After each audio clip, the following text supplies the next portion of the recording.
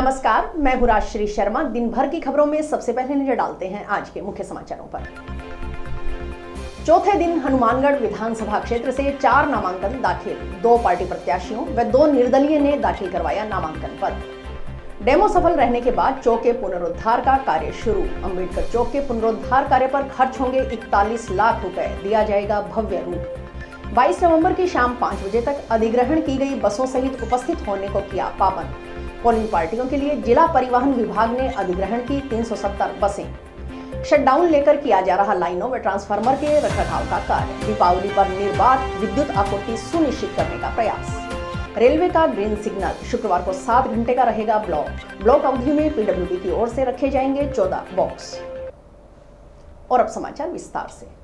नामांकन पत्र दाखिल करने की चल रही प्रक्रिया के चौथे दिन गुरुवार को हनुमानगढ़ विधानसभा क्षेत्र से नामांकन पत्र दाखिल करवाने वालों का खाता खुल गया। सुबह 11 बजे से अपराह्न 3 बजे तक चली नामांकन पत्र दाखिल करने की प्रक्रिया के दौरान सबसे पहले मोहन सिंह ढिल्लों ने निर्दलीय प्रत्याशी के रूप में अपना नामांकन पत्र रिटर्निंग अधिकारी एसडीएम दिव्या चौधरी के समक्ष दाखिल किया। इसके कुछ देर बाद सीपीआईएम के उम्मीदवार रघुवीर वर्मा ने नामांकन पत्र दाखिल करवाया। गुरुवार को कुल 4 नामांकन पत्र दाखिल हुए। इनमें 2 पार्टी प्रत्याशियों जबकि 2 निर्दलीयों ने नामांकन पत्र दाखिल करवाया। प्रत्याशियों को रिटर्निंग अधिकारी एसडीएम ने संविधान के प्रति शपथ दिलवाई। नामांकन दाखिल करने की प्रक्रिया के दौरान तहसीलदार हर्षिता मिढ़ा व नायब तहसीलदार भावना शर्मा भी मौजूद रहीं। उधर संगरिया विधानसभा क्षेत्र से वर्तमान विधायक गुरदीप सिंह शाहपिनी ने भाजपा प्रत्याशी के रूप में संगरिया एसडीएम के पास अपना नामांकन पत्र जमा करवाया। 25 नवंबर को होने वाले विधानसभा चुनाव के लिए नामांकन पत्र दाखिल करने की प्रक्रिया 30 अक्टूबर से जारी है। इन 4 दिनों में जिले में 7 नामांकन पत्र दाखिल हुए हैं। इनमें 4 हनुमानगढ़, 2 संगरिया, 1 भादरा विधानसभा क्षेत्र से नामांकन पत्र दाखिल हुआ है। बुधवार को भादरा विधानसभा क्षेत्र से वर्तमान विधायक व सीपीआईएम के प्रत्याशी बलवान पूनिया, मंगलवार को संगरिया विधानसभा क्षेत्र से शिव कुमार पुत्र राम कुमार ने निर्दलीय प्रत्याशी के रूप में अपना नामांकन पत्र दाखिल करवाया। 6 नवंबर तक नामांकन पत्र दाखिल होंगे। 7 को नामांकन पत्रों की समीक्षा होगी। 9 नवंबर को नाम वापसी की दिनांक है। 9 नवंबर के बाद चुनाव लड़ने वाले प्रत्याशियों के नाम फाइनल हो जाएंगे। हनुमानगढ़, संगरिया, भादरा के अलावा नोहर व पीलीबंगा विधानसभा क्षेत्र से अभी तक किसी भी प्रत्याशी की ओर से नामांकन पत्र दाखिल नहीं करवाया गया है। भारतीय जनता पार्टी की ओर से अभी तक हनुमानगढ़ विधानसभा क्षेत्र से चुनाव मैदान में उतारे जाने वाले उम्मीदवार का नाम घोषित नहीं किया गया है।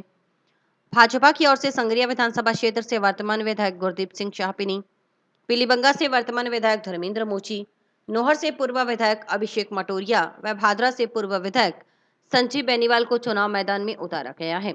वहीं कांग्रेस पार्टी ने हनुमानगढ़ में से वर्तमान विधायक चौधरी विनोद कुमार, पीलीबंगा से पूर्व प्रत्याशी विनोद गोठवाल, नोहर विधानसभा क्षेत्र से वर्तमान विधायक अमित चाचान को टिकट दी गई है।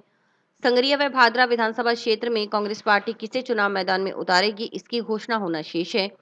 हालांकि भादरा में कांग्रेस की ओर से सीपीआईएम प्रत्याशी को समर्थन देने की भी चर्चा है।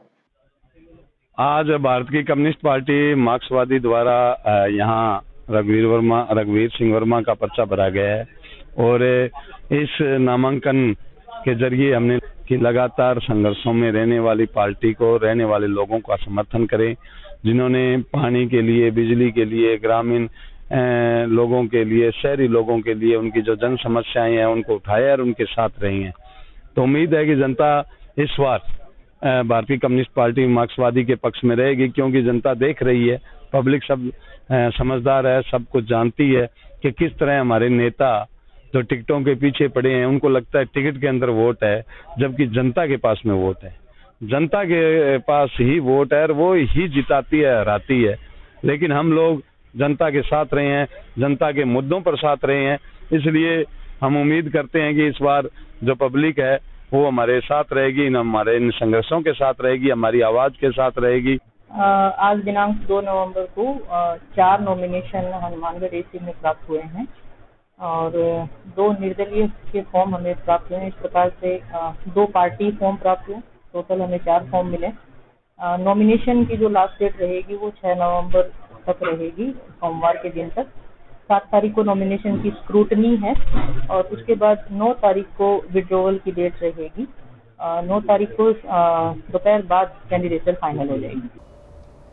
दीपावली त्योहार पर विद्युत उपभोक्ताओं को निर्बाध विद्युत आपूर्ति सुनिश्चित करने के लिए जोधपुर विद्युत वितरण निगम लिमिटेड की ओर से पिछले कुछ दिनों से शहरी व ग्रामीण क्षेत्र में रोजाना शटडाउन लेकर लाइनों और ट्रांसफार्मर के रखरखाव का कार्य किया जा रहा है। निगम कर्मचारी शटडाउन अवधि के दौरान ढीले तारों को कसने व ट्रांसफार्मरों की मेंटेनेंस का कार्य कर रहे हैं। जोधपुर विद्युत वितरण निगम लिमिटेड के अधीक्षण अभियंता ने बताया कि निगम की ओर से आगामी दीपावली पर्व के मद्देनजर रखरखाव का कार्य सुचारू रूप से किया जा रहा है। इसके लिए फेज वाइज अलग अलग वार्डों में शटडाउन निर्धारित कर लाइनों और ट्रांसफार्मर के रखरखाव का कार्य किया जा रहा है। जहां कहीं तार ढीले हैं उन्हें कसने का कार्य किया जा रहा है। ट्रांसफार्मर की मेंटेनेंस की जा रही है। 33 केवी के सब स्टेशनों में भी साफ सफाई और ऑयल फिलिंग सहित अन्य रखरखाव के कार्य सुचारू रूप से किए जा रहे हैं। दीपावली पर्व के पूर्व 7 नवंबर तक मेंटेनेंस और रखरखाव का कार्य पूर्ण कर लिया जाएगा। निगम का भरसक प्रयास रहेगा कि उपभोक्ताओं को सुचारू रूप से दीपावली त्योहार पर निर्बाध विद्युत आपूर्ति की सुनिश्चित की जाए। उम्मीद है कि त्योहार पर ब्लैकआउट, ट्रिपिंग या शटडाउन की नौबत न आए। उन्होंने बताया कि निगम के सहायक अभियंताओं और उनके अधीनस्थ कनिष्ठ अभियंताओं को अलग अलग टीमें बनाकर फेज वाइज विद्युत तंत्र का रखरखाव और आवश्यकता होने पर सुदृढ़ीकरण करने के लिए निर्देशित कर दिया गया है। जहां अगले दिन शटडाउन प्लान होता है और रखरखाव का कार्य करना होता है, उससे पूर्व उस क्षेत्र के उपभोक्ताओं को सूचित करने के लिए अधिकारियों को निर्देशित किया गया है। दीपावली से पहले तक आवेदकों के 100% कनेक्शन जारी करने के प्रयास रहेंगे। डिमांड राशि जमा करवाने वाले घरेलू व अघरेलू श्रेणी के आवेदक के घर में दीपावली पर अंधेरा नहीं रहने दिया जाएगा। मीटर के कारण कनेक्शन न हो, ऐसी परिस्थिति उत्पन्न नहीं होने दी जाएगी। जोधपुर विद्युत वितरण निगम द्वारा आगामी दीपावली पर्व को देखते हुए रखरखाव का कार्य सुचारू रूप से किया जा रहा है, जिसके लिए फेज वाइज मैनर में अलग अलग वार्ड में शटडाउन निर्धारित करके पूर्व निर्धारित शटडाउन के अनुसार लाइनों और ट्रांसफॉर्मर्स के रखरखाव का कार्य किया जा रहा है। जहां कहीं ढीले तार हैं या कहीं झूलते हुए तार हैं, वहां पे उनको कसने का कार्य किया जा रहा है। ट्रांसफॉर्मर वगैरह की मेंटेनेंस की जा रही है और जो हमारे 33 केवी के सब स्टेशन है उनमें भी साफ सफाई और ऑयल फिलिंग और दूसरे जो रखरखाव के कार्य हैं जैसे अर्थिंग वगैरह चेक करना, वो कार्य सुचारू रूप से किए जा रहे हैं। और हम दीपावली पर्व के पूर्व में ही ये पूरा जो रखरखाव का मेंटेनेंस का कार्य ये पूर्ण कर लेंगे। और मैं विश्वास दिलाता हूँ अपने सारे जिले के उपभोक्ताओं को कि हमारा भरसक प्रयास रहेगा कि हमारे उपभोक्ताओं को पूरी सुचारू रूप से निर्बाध इस त्योहार पे विद्युत आपूर्ति की सुनिश्चितता हो। और उसको देखते हुए हम उम्मीद करते हैं कि कहीं भी किसी तरह के किसी ब्लैकआउट या किसी तरह की किसी ट्रिपिंग या किसी तरह के शटडाउन की कोई ऐसी नौबत नहीं आएगी। सभी सहायक अभियंताओं को और उनके अधीनस्थ जो कनिष्ठ अभियंता हैं उनको अलग अलग टीमें बनाकर फेज वाइज मैनर में अपने विद्युत तंत्र का रखरखाव और कहीं अगर आवश्यकता है तो उसके सुदृढ़ीकरण के लिए उनको निर्देशित किया गया है। जहां शटडाउन प्लान्ड होता है, जहां कार्य करना होता है अगले दिन, उससे पूर्व उस क्षेत्र के जहां पे विद्युत आपूर्ति प्रभावित होनी है उनको पूर्व में ही सूचित करने के लिए उनको निर्देशित किया गया है। पूरा विश्वास दिलाता हूं आपको कि मीटर पहुंचेंगे और चाहे हमें कहीं से भी मीटर लाने पड़े, मैं ये पूरा विश्वास दिलाता हूं कि त्योहार पे जिस व्यक्ति ने आवेदन करके डिमांड राशि जमा करवा रखी है उसके घर में हम अंधेरा नहीं रहने देंगे। हम 100% कनेक्शन जारी करेंगे। जिन लोगों की डिमांड राशि पार्टिकुलरली घरेलू या अघरेलू श्रेणी के जो उपभोक्ता हैं उनको मीटर के कारण उनका कनेक्शन नहीं हो, ऐसी परिस्थिति उत्पन्न नहीं होने देंगे। मैं पूरा विश्वास के साथ कहता हूं कि दिवाली पे उनके घर में रोशनी होगी। हम चाहे किसी भी तरीके से करें, हम उनको विद्युत कनेक्शन उपलब्ध करवाएंगे। जंक्शन में सूरतगढ़ रोड पर रेलवे फाटक संख्या 179 पर डबल बॉक्स अंडरब्रिज के निर्माण के लिए सार्वजनिक निर्माण विभाग को आखिरकार गुरुवार को रेलवे से ग्रीन सिग्नल मिल गया। रेलवे की ओर से 3 नवंबर शुक्रवार की सुबह 6:10 बजे से दोपहर 1:10 बजे तक यानी कुल 7 घंटे का ब्लॉक पास किया गया है। 7 घंटे की ब्लॉक अवधि में पीडब्ल्यूडी की ओर से 14 बॉक्स रखवाए जाएंगे। हालांकि पीडब्ल्यूडी की ओर से रेलवे से 10 घंटे का ब्लॉक मांगा गया था, लेकिन रेलवे को इतना लंबा ब्लॉक देने में कुछ तकनीकी दिक्कतों का सामना करना पड़ रहा था, इसलिए ब्लॉक को 7 घंटे तक सीमित किया गया है। ब्लॉक में 2 दिन की देरी भी हुई है। पूर्व में 1 या 2 नवंबर को ब्लॉक मिलने की संभावना पीडब्ल्यूडी अधिकारी जता रहे थे। ब्लॉक समय के अनुसार पीडब्ल्यूडी की ओर से साइट पर सभी तैयारियां पूर्ण कर ली गई हैं। सार्वजनिक निर्माण विभाग के अधिशासी अभियंता अनिल अग्रवाल ने बताया कि तकनीकी कारणों से ब्लॉक में 1-2 दिन की देरी हुई है। अब रेलवे ने 3 नवंबर शुक्रवार को सुबह 6:15 से दोपहर 1:15 तक 7 घंटे का ब्लॉक पास कर दिया है। ब्लॉक के समय के दौरान बॉक्स रखने का कार्य किया जाएगा। ब्लॉक अवधि में 14 बॉक्स रखे जाएंगे। शेष 16 बॉक्स ब्लॉक के बाद रखे जाएंगे। उन्होंने बताया कि साइट पर क्रेन, जेसीबी, पोकलेन मशीन, ट्रैक्टरों सहित अन्य सामग्री की व्यवस्था कर ली गई है। रेलवे फाटक से आवागमन बंद कर 30 अक्टूबर से रास्ते डाइवर्ट कर दिए गए हैं। इसके लिए 2 मुख्य रूट चिन्हित कर दिए गए हैं। आरयूबी का निर्माण कार्य जारी होने के संबंध में सभी स्थानों पर बोर्ड और संकेतक बोर्ड लगा दिए गए हैं ताकि जनता को परेशानी ना हो। उन्होंने बताया कि रेलवे फाटक के आसपास के दुकानदारों की मांग पर एक बार ब्लॉक को रेलवे सीमा तक सीमित किया गया है। दोनों तरफ 30-30 मीटर चौड़ाई तक रेलवे सीमा तक ही कार्य किया जा रहा है। दीपावली के बाद दुकानों के आगे खुदाई का कार्य किया जाएगा ताकि आमजन को दीपावली के त्योहार पर परेशानी न हो। गौरतलब रहे कि मुख्यमंत्री की ओर से बजट घोषणा वर्ष 2023-24 के तहत हनुमानगढ़ सूरतगढ़ सड़क पर नगर परिषद सीमा क्षेत्र में रेलवे फाटक के स्थान पर डबल बॉक्स आरयूबी के लिए 20 करोड़ रुपए की स्वीकृति जारी की गई थी। आरयूबी में 15-15 यानी कुल 30 डबल बॉक्स लगाए जाएंगे। इन बॉक्स का निर्माण करीब 1.5 माह पहले ही पूर्ण कर लिया गया था। वैसे ब्लॉक की मांग की गई थी, तकनीकी कारणों से 1-2 दिन डिले हो गया था। अब डिसाइड हो गया है। रेलवे ने कल 3 तारीख का सुबह 6:10 से 13:10 तक 7 घंटे का ब्लॉक पास कर दिया है और कल इसके ब्लॉक की कार्रवाई के दौरान जो है बक्से रखे जाएंगे। ब्लॉक पीरियड के अंदर 14 बक्से रखेंगे, बाकी 16 बक्से जो है ब्लॉक के बाद में रखे जाएंगे। खुदाई चालू कर दी है, मेन जो रेलवे क्षेत्र में तो कर दी थी पहले ही, और बॉक्स का आज जो कि ग्रीन नोटिस मिल चुका है, तो बाकी क्षेत्र में भी की जाएगी। और अप्रोच की एक बार हमने इसको पोस्टपोन कर दिया है क्योंकि कुछ दुकानदारों की मांग थी कि दीपावली पे को कार्य का अर्जा हो रहा है, तो उन्होंने कलेक्टर महोदय से बात की थी, तो उन्होंने कहा था कि इसमें कोई वाया मीडिया निकाला जाए, तो हमने एक बार अप्रोच की खुदाई जो है दीपावली तक टाल दी है। नगर परिषद की ओर से जंक्शन में श्री गंगानगर मार्ग पर नई धान मंडी के पास स्थित अंबेडकर चौक के पुनरुद्धार का कार्य शुरू कर दिया गया है। सर्किल का निर्माण कार्य शुरू करने से पहले नगर परिषद की ओर से इस जगह डेमो स्थापित किया गया था ताकि वाहनों के आवागमन में किसी प्रकार की परेशानी होने पर सर्किल के डिजाइन में सुधार किया जाए। डेमो सफल रहने के बाद अब नगर परिषद की ओर से चौक के पुनरुद्धार का कार्य प्रारंभ कर दिया गया है। इस पर करीब 41 लाख रुपए की लागत अनुमानित है। नगर परिषद एक्सिन सुभाष बंसल ने बताया कि आयुक्त के निर्देशानुसार अंबेडकर चौक का पुनरुद्धार किया जा रहा है। पहले सैंपल के तौर पर डेमो किया था कि चल रहे ट्रैफिक के अनुरूप है या नहीं। सर्किल का MNIT से डिजाइन करवाया गया है। MNIT डिजाइन के मुताबिक बहुत बड़ा सर्किल था जो मौके की स्थिति के मुताबिक बनना संभव नहीं। सर्किल का नक्शा दोबारा रीडिजाइन करवाया गया और मौके पर डेमो के तौर पर स्थापित किया गया ताकि यह पता लगाया जा सके कि वाहनों के आवागमन में किसी प्रकार की दिक्कत तो नहीं आ रही। डेमो सफल रहने के बाद अब सर्किल का निर्माण कार्य शुरू कर दिया गया है। शहर के शहीद भगत सिंह चौक, भारत माता चौक, सिविल लाइंस चौक की तरह इस सर्किल को भव्य रूप देने का प्रयास किया जाएगा। एक्सिन बंसल ने बताया कि दीपावली त्योहार के मद्देनजर मुख्य सड़कों व अन्य स्थानों पर सफाई का विशेष ध्यान रखा जा रहा है। बुधवार रात्रि को उन्होंने स्वयं ANJN के साथ जंक्शन शहरी क्षेत्र में भ्रमण कर लाइटिंग व्यवस्था की जांच की। अब टाउन शहर की लाइटिंग व्यवस्था जांची जाएगी। इसके पीछे का मुख्य ध्येय लाइटिंग व्यवस्था को सुचारू रखना है। जिस जगह सीवरेज का कार्य किया जा रहा है वहां भी कार्य पूर्ण कर सफाई रखने के निर्देश दिए गए हैं। निर्देशानुसार अंबेडकर चौक पे सर्कल का निर्माण करवाया जा रहा है, पुनरुद्धार किया जा रहा है। और इसमें ये पहले हमने सैंपल के तौर पर डेमो किया था कि लोग ट्रैफिक जो चल रहा है उसके अनुरूप है कि नहीं है। हमने इसका MNIT से डिजाइन करवाया था। MNIT डिजाइन के मुताबिक बहुत बड़ा सर्कल था और ये यहाँ मौके की स्थिति के मुताबिक बनना संभव नहीं था, और फिर एक उसको दोबारा रीडिजाइन करवाया गया और उसको मौके पर स्थापित किया गया कि लोगों को इसके प्रैक्टिकल क्या कोई प्रॉब्लम तो नहीं आ रही।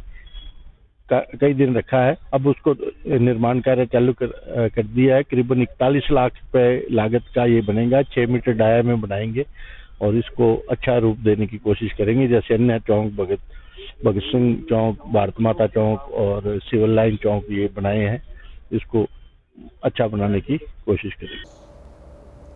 25 नवंबर को होने वाले विधानसभा चुनाव के लिए लगाई गई पोलिंग पार्टियों के लिए जिला परिवहन विभाग की ओर से जिला निर्वाचन अधिकारी के निर्देशानुसार 370 बसें अधिग्रहण की गई हैं। इन 370 बसों के चालकों व खलासियों को 22 नवंबर की शाम 5 बजे तक केंद्रीय विद्यालय में अपने वाहनों सहित उपस्थित होने के लिए पाबंद किया गया है। समय पर उपस्थित न होने वाले चालकों व खलासियों के खिलाफ नियमानुसार कार्रवाई की जाएगी। चुनाव ड्यूटी में लगे बसों के चालकों व खलासियों के लिए डाक मतपत्र के जरिए मतदान करने की व्यवस्था की गई है। जिला परिवहन अधिकारी संजीव चौधरी ने बताया कि विधानसभा चुनाव के दृष्टिगत जिला निर्वाचन अधिकारी की ओर से वाहन उपलब्ध करवाने के निर्देशों पर परिवहन विभाग की ओर से वाहनों का अधिग्रहण किया जा रहा है। पुलिस विभाग की ओर से वाहन मांगे गए हैं। पहले चरण में सेक्टर ऑफिसर की विजिट के लिए 118 वाहन, एफएसटी, वीएसटी के लिए 95 वाहन उपलब्ध करवाए गए हैं। वहीं पर्यवेक्षकों के लिए भी 5 वाहन उपलब्ध करवाए गए हैं। पुलिस के लिए फ्लैग मार्च आदि के लिए 4 बसें और 12 मीडियम पैसेंजर व्हीकल, 4 पिकअप उपलब्ध करवाए गए हैं। इसके अलावा चुनाव के दिन पोलिंग पार्टी के लिए 330 बसें और 40 मिनी बसों की मांग की गई है। इन बसों के चालकों, खलासियों को वाहनों सहित 22 नवंबर की शाम 5 बजे केंद्रीय विद्यालय में उपस्थित होने के लिए पाबंद किया गया है। पाबंद किए जाने के बावजूद भी अगर वे समय पर उपस्थित नहीं होते तो यह प्रकरण जिला निर्वाचन अधिकारी को प्रेषित किया जाएगा। इसके तहत 1 वर्ष की कारावास या जुर्माने की सजा का भी प्रावधान है। इन बसों के जरिए पोलिंग पार्टियों को 24 नवंबर को रवाना किया जाएगा। चुनाव ड्यूटी में रहने वाले सभी वाहन चालक और खलासी वे मत से वंचित नहीं रहे, उनके लिए डाक मतपत्र प्रकोष्ठी की ओर से डाक मतपत्र की व्यवस्था की गई है। इसलिए सभी चालकों और खलासियों से अपील की गई है कि वे शीघ्र अपने डाक मतपत्र प्राप्त कर लें ताकि कोई भी व्यक्ति मत देने से वंचित न रहे और मतदान का प्रतिशत अधिक से अधिक रह सके।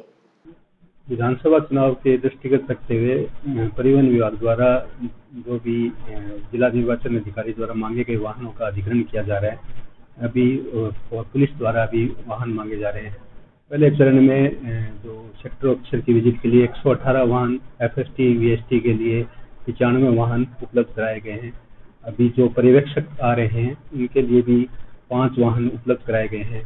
पुलिस के लिए और जो फ्लैग मार्च के लिए और जो सीएपीएफ कंपनी के लाने के लिए, ले जाने के लिए 4 बसें और 12 मीडियम पैसेंजर व्हीकल और 4 पिकअप उपलब्ध कराई गई हैं। इसके अलावा जो चुनाव के दिन के लिए जो पोलिंग पार्टीज के लिए है वो 330 बसेज और 40 मिनी बसेज की मांग की गई है।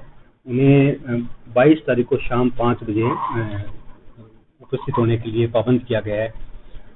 लोक प्रतिनिधित्व अधिनियम की धारा 167 के तहत अगर उनको पाबंद किए जाने के बावजूद भी अगर वो समय पर उपस्थित नहीं होते तो उनकी धारा 167 के तहत उस प्रकरण को जिला निर्वाचन अधिकारी को प्रेषित किया जाएगा, जिसके तहत 1 वर्ष का कारावास या जुर्माना की सजा है। जो सभी वाहन चालक और खलासी जो चुनाव ड्यूटी में रहेंगे वो मत से वंचित नहीं रहे, उनके लिए डाक मतपत्र प्रकोष्ठ द्वारा डाक मतपत्र की व्यवस्था की गई है कि वो अपना मत डाक मतपत्र द्वारा दे सकें। तो सभी ड्राइवर और खलासी उनसे अपील है कि वो अपना जो डाक मतपत्र शीघ्र ही प्राप्त कर लें, तो ताकि कोई भी व्यक्ति वंचित नहीं रहे और मतदान का प्रतिशत अधिक से अधिक रह सके। और अभी वक्त है एक ब्रेक का।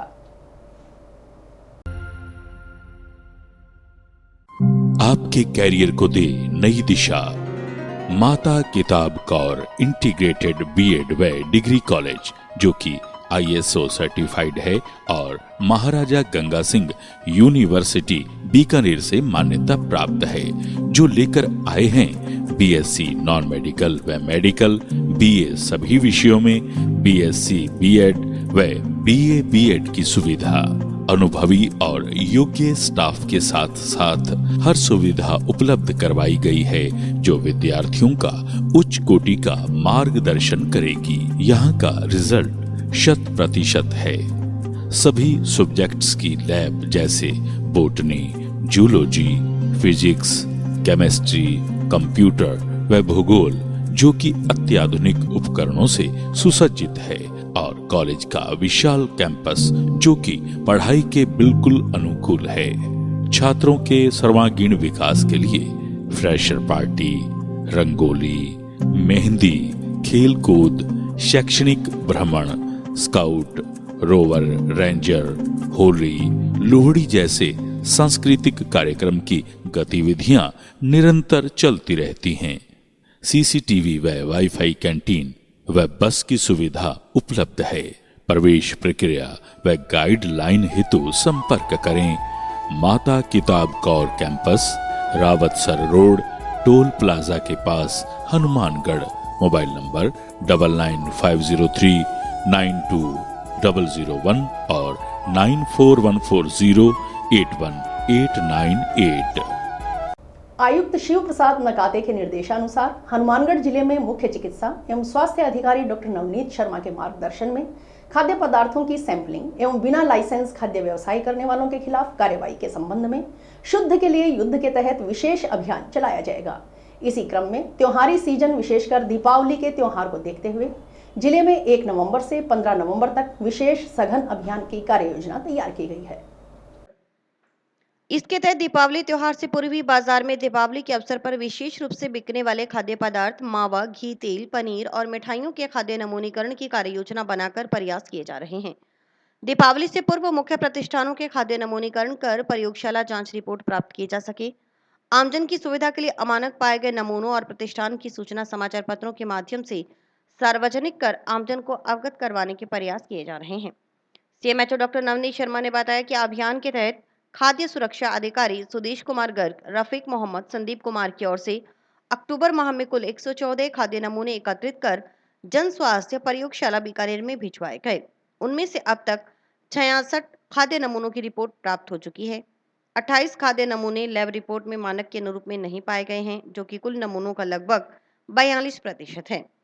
अमानक नमूनों में 22 नमूने सब स्टैंडर्ड, 2 नमूने अनसेफ और 4 नमूने नियम विरुद्ध बिक्री के पाए गए हैं। माननीय जिला कलेक्टर महोदय के लीडरशिप में शुद्ध के लिए युद्ध अभियान के तहत हमारे 3 FSO को अभी दिवाली का त्योहार देखते हुए 1 नवंबर से 15 नवंबर तक विशेष अभियान चलाया जा रहा है।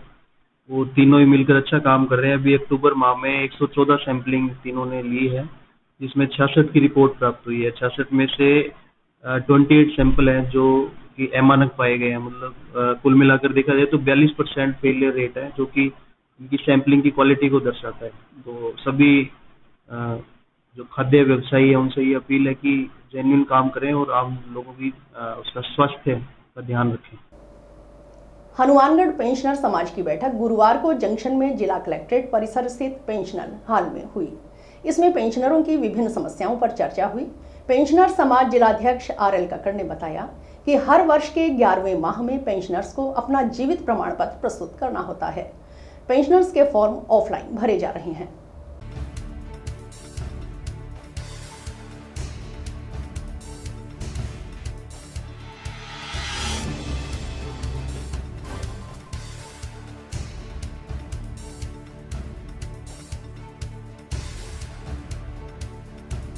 आज जो पेंशनर हैं उनको 11वें महीने में अपना जीवन प्रमाण पत्र प्रस्तुत करना होता है। उसके लिए हमने सब लोगों को कहा हुआ था कि भाई जो भी है 11 से मतलब चालू हो जाएगा। तो जैसे पेंशनर आ रहे हैं उनके फॉर्म भरे जा रहे हैं। ये फॉर्म जो है ना ऑफलाइन भरे जा रहे हैं। जो ऑनलाइन भरना जानते हैं उनको हमने पहले कहा हुआ कि ऑनलाइन अगर भर सकते हो तो ऑनलाइन भी एडमिट होते हैं। अब ये ऑफलाइन भरे जा रहे हैं, तो यहाँ भर के हमारे ही जो रिटायर्ड अधिकारी है उस द्वारा टेस्ट किए जा रहे हैं। टेस्ट करके हम ट्रेजरी ऑफिसर को दे देंगे, लिस्ट बना करके दे रहे हैं, जिससे उनके फॉर्म सुरक्षित ट्रेजरी में पहुंच जाएं। ट्रेजरी वाले इसको रेगुलरली अपडेट कर देंगे ताकि जो है ना वो जयपुर डायरेक्टरेट में फॉर्म पहुंच जाए और उनकी पेंशन में कभी कोई किसी किस्म की दिक्कत ना हो। ये हम जो पेंशनर हैं उनको हम कहते हैं कि भाई आपकी कोई भी समस्या है, आप जो है पेंशन हॉल में आइए। हम हर सोमवार और हर वीरवार सुबह 10 से 1 बजे तक बैठते हैं। और वैसे हमारे जो कैशियर हैं वो तकरीबन 11 बजे से लेकर के शाम के 4 बजे तक डेली बैठते हैं। तो किसी किस्म की भी कुछ समस्या हो वो पेंशनर हमारे पास आ सकते हैं, उनकी समस्या का निदान करते हैं।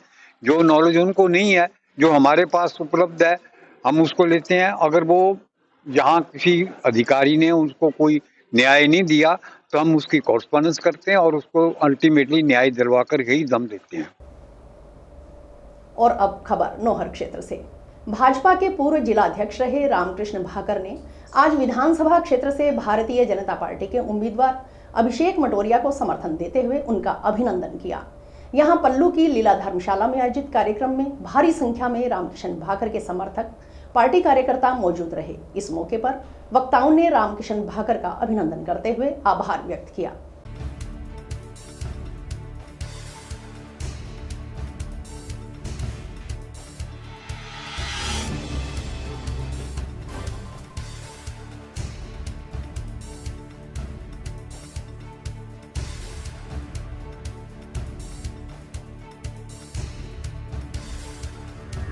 रामकिशन जी और हम चाहे एक ही पार्टी के थे और अच्छा हमारा भाईचारा था, किन्हीं कारणों से अगर वो गलत होकर उन्होंने चुनाव लड़ा तो ये कोई दुश्मनी में तब्दील नहीं हुई और निश्चित रूप से आज बड़े भाई के रूप में उन्होंने पूरा सहयोग दिया है, समर्थन दिया है, पूरी टीम है और इनके हमारे आदमी और व्यक्ति और पार्टी और सोच भी अलग नहीं थी। ठीक है, राजनीतिक व्यवस्था कई बार होती है, पर अच्छी बात यह है, मैं मीडिया के माध्यम से कहूँगा, हार जीत चुनाव अपनी तरफ है, अपनी जगह है, लेकिन कटुता और ऊंची लंबी बात, हड़कापन, इस प्रकार की बात हमारे बीच में ना कभी थी ना कभी होगी। एक रुष्ट व्यक्ति तक जाकर उसको मनाने का काम किया जाएगा। पार्टी में टिकट मांगने का अधिकार सबका है, मांगनी भी चाहिए, जिसको भी मिलती है उसके साथ लगने के प्रयास सभी लोग करते हैं।